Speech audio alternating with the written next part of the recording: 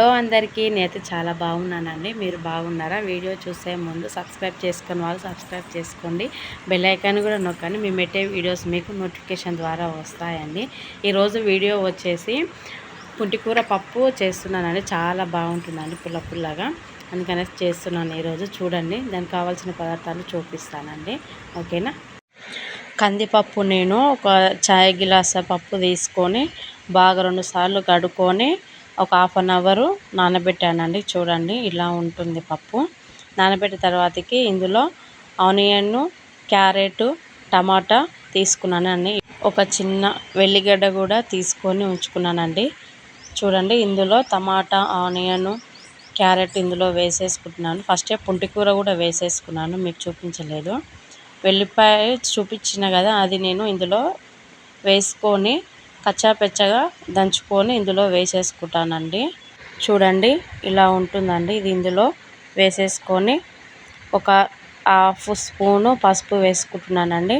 ఒక స్పూను కారం కూడా వేసుకొని 1.5 స్పూను, పులుపు ఎక్కువ ఉంటుంది కాబట్టి 1.5 స్పూను సాల్ట్ కూడా వేసుకొని బాగా కలుపుకోవాలండి. నేను చూపిస్తున్నాను చూడండి. ఇలా వేసుకొని కలుపుకున్న తర్వాతకి ఇందులో ఒక గ్లాసు మీడియం సైజు ఉన్న గ్లాస్ తీసుకొని పోసుకుంటున్నానండి వాటరు. పోసుకున్న తర్వాతకి ఒక స్పూను ఆయిల్ కూడా పోసుకొని మూత పెట్టేసుకుంటున్నాను.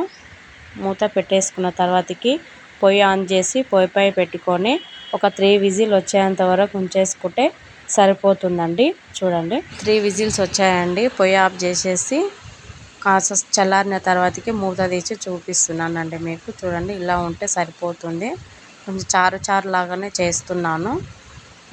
ఇలా కలుపుకొని ఉంచేసుకోవాలి. ఇట్లా గరిటెతోనే ఇట్లా అంటుంటే మెత్తగా అయిపోతుంది. పొయ్యిపై చిన్న బాండిని పెట్టుకొని అందులో 2 స్పూన్స్ ఆయిల్ పోసి ఉంచుకోవాలి. ఆయిల్ కాస్త వేడే కాక ఇందులో వెల్లిపాయలను నేను 2 తీసుకున్నానండి, అవి వేసేస్తున్నాను. 2 రెమ్మలు. అది కాస్త వేగాక ఒక స్పూన్ జీలకర్ర వేసేసుకుంటున్నాను. అది కాస్త వేగిందనుకోండి, ఇందులో ఒట్టిమిరపకాయలు కూడా వేసేసుకుంటున్నాను. వేసుకున్న తర్వాతకి ఎమ్మటే ఒక హాఫ్ స్పూను పసుపు వేసేసుకొని పొయ్యి బంద్ చేసుకొని ఇందులో పప్పు చామర్లో వేసేసుకుంటున్నానండి. చూడండి ఎంత బాగుంటుందో, కలర్ఫుల్గా చాలా బాగుందండి.